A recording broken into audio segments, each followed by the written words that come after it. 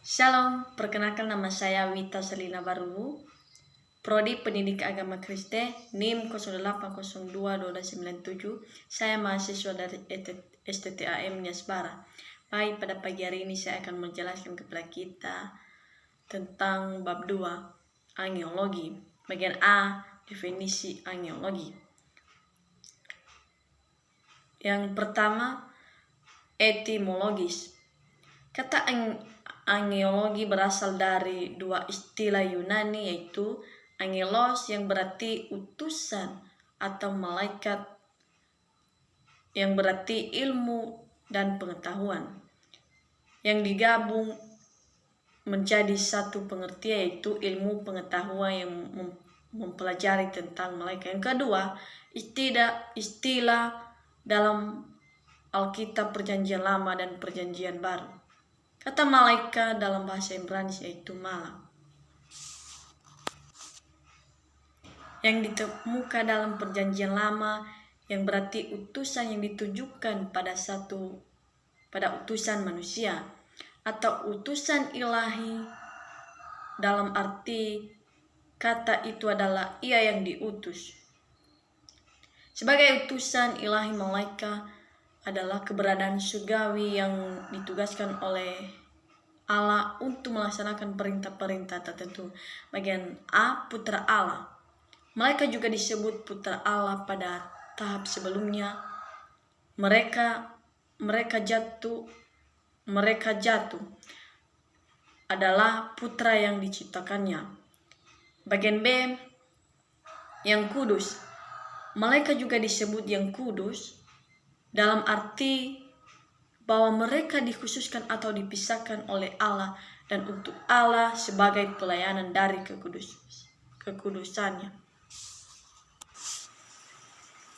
Bagian C, tentara atau pasukan surgawi. Malaikat disebut sebagai tentara yang dapat dimengerti sebagai surgawi atau digunakan dalam tentara keberadaan surgawi yang mengelilingi Allah tersebut. Tentara dalam farsa tentara surgawi. Dalam Perjanjian Baru, bahasa Yunani angelos muncul 175 kali, namun yang ditunjukkan untuk 6 kali kata angelos sama dengan malak. Juga berarti utusan yang berbicara dan bertindak atas nama orang yang mengutus dia. Bagian B, keberadaan malaikat. Keberadaan malaikat secara seragam disajikan di kitab suci. 34 kitab di Alkitab memberikan referensi pada malaikat, atau 17 di Perjanjian Lama dan 17 dalam Perjanjian Baru. Kepentingan kepercayaan pada malaikat adalah sehubungan dengan relasi malaikat. Kristus telah dilayani oleh malaikat. Setelah melewati pencobaan, ia menyebutkan tahap setelah kebangkitan dengan membandingkan pada malaikat. Ia mengajarkan para malaikat akan mengumpulkan kembali bangsa Israel pada saat kedatangannya yang kedua kali. Bagian C, asal mula malaikat. Kita dapat mengetahui kapan Allah menjadi malaikat. Malaikat-malaikat yang disebut bintang fajar dan anak Allah.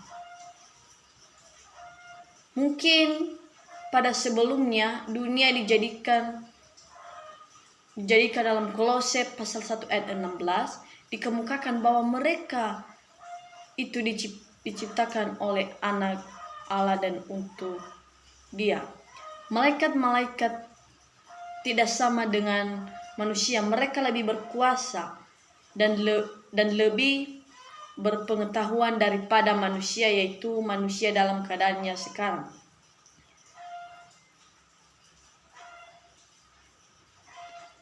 Jadi kehendak bagi orang saleh dan juga orang jahat.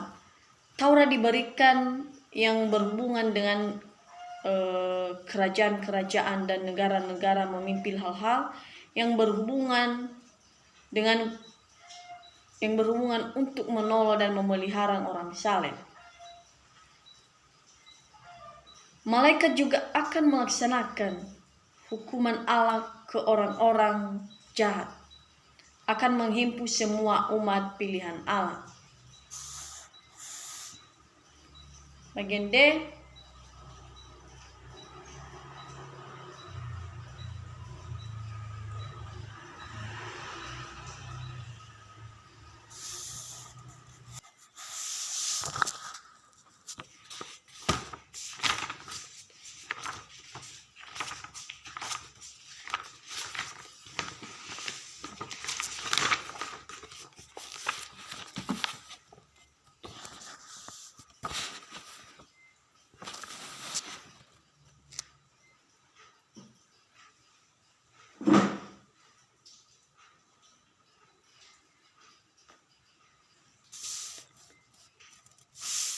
malaikat diciptakan secara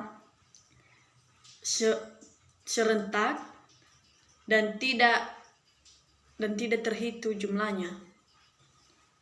Malaikat memiliki usaha yang lebih tinggi dari manusia dan tidak tunduk pada keterbatasan manusia, khususnya mereka tidak dapat mati. Para malaikat lebih berhikmah dari manusia. Namun kekuasaan mereka dapat terbatas. Namun malaikat memiliki keterbatasan yang dibandingkan dengan manusia secara khusus dalam hubungan masa depan. Para malaikat tidak diciptakan berdasarkan gambar Allah, karena itu mereka tidak memiliki akhir kemuliaan yang dimiliki manusia yang telah ditebus oleh Kristus. Pada masa akhir, manusia yang telah ditebus akan ditinggikan di atas malaikat. Bagian E, klasifikasi malaikat. Yang pertama, para malaikat dengan penguasaan pemerintah. Yang kedua, pemerintah adalah mereka yang berada di tingkatan pertama atau tertinggi. Yang ketiga, penguasaan adalah mereka diberi otoritas. Yang keempat, penghulu dunia gelap mengekspresikan kuasa atau otoritas yang diterapkan atas dunia ini. Malaikat juga memiliki tingkatan yang tertinggi. Mikhail disebut sebagai penghulu malaikat, dan kemungkinan ia satu-satunya yang ada dalam tingkatan misi. Misi adalah sebagai pelindung atau yang disebut Mikhail pemimpin. Ada juga pemimpin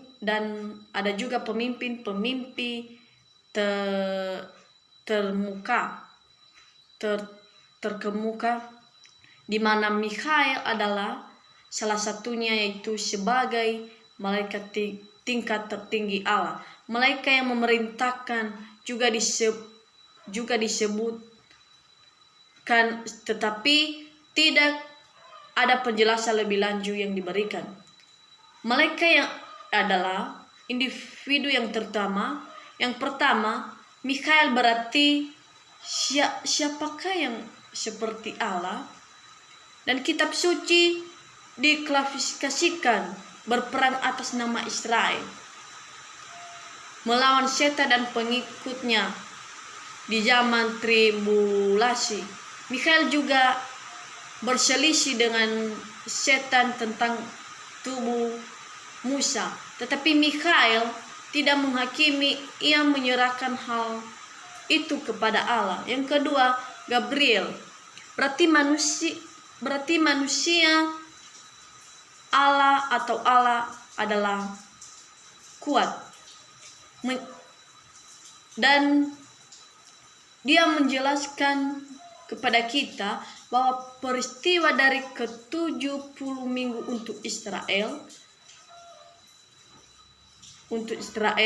Gabriel mengatakan pada Maria bahwa mereka yang akan lahir melalui dia akan menjadi besar dan memerintah di tata Daud.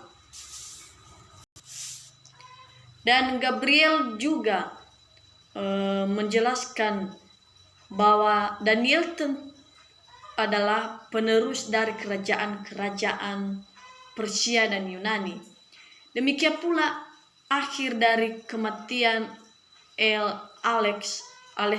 Alexander Agung. Gabriel juga mewartakan kelahiran dari Yohanes Pembaptis pada Zakaria. Yang ketiga, Lucifer. Berarti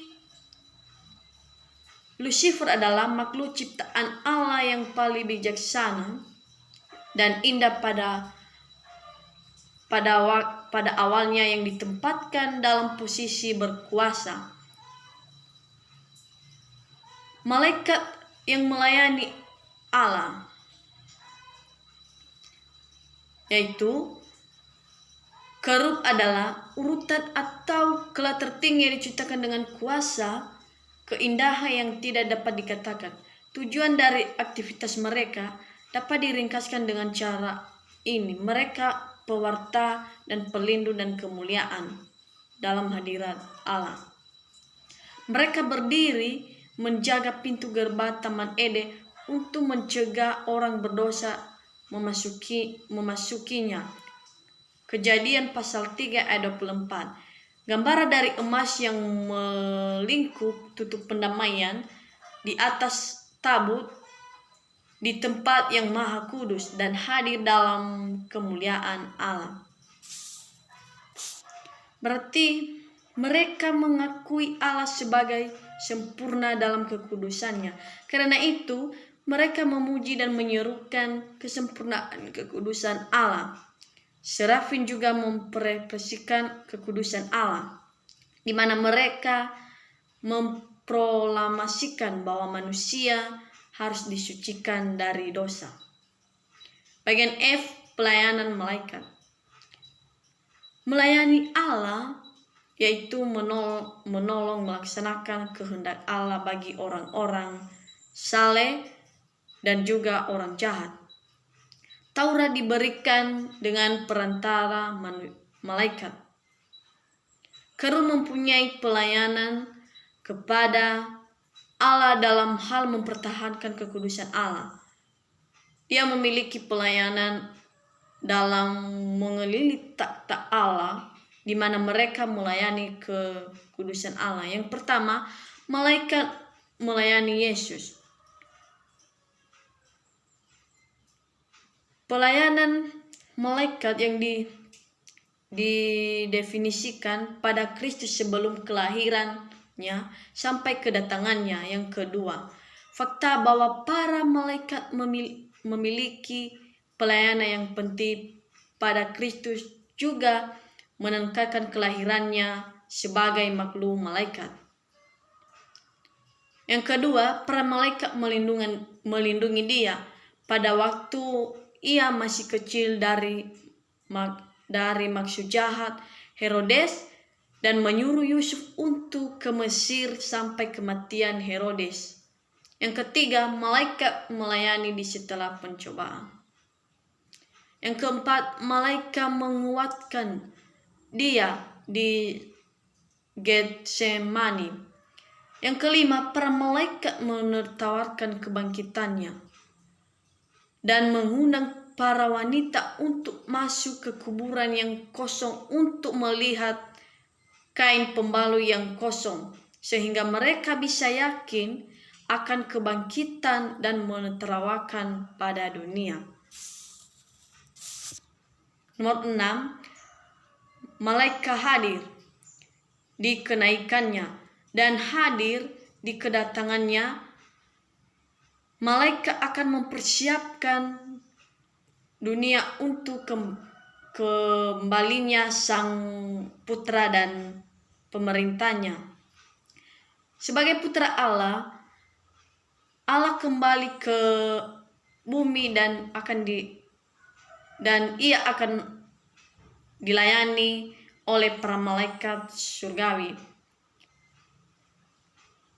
Pada kesempatan ini saya akan menjelaskan kembali kepada kita bahwa malaikat adalah pemimpi yang paling sempurna dalam kehidupan kita orang percaya.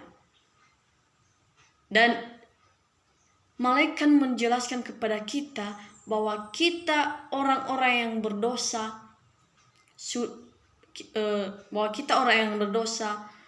kita harus bertobat sebelum Tuhan menghukum orang yang melakukan dosa. Jadi sampai di sini penjelasan saya tentang angelologi. Saya sapa kita semua. Shalom. Terima kasih.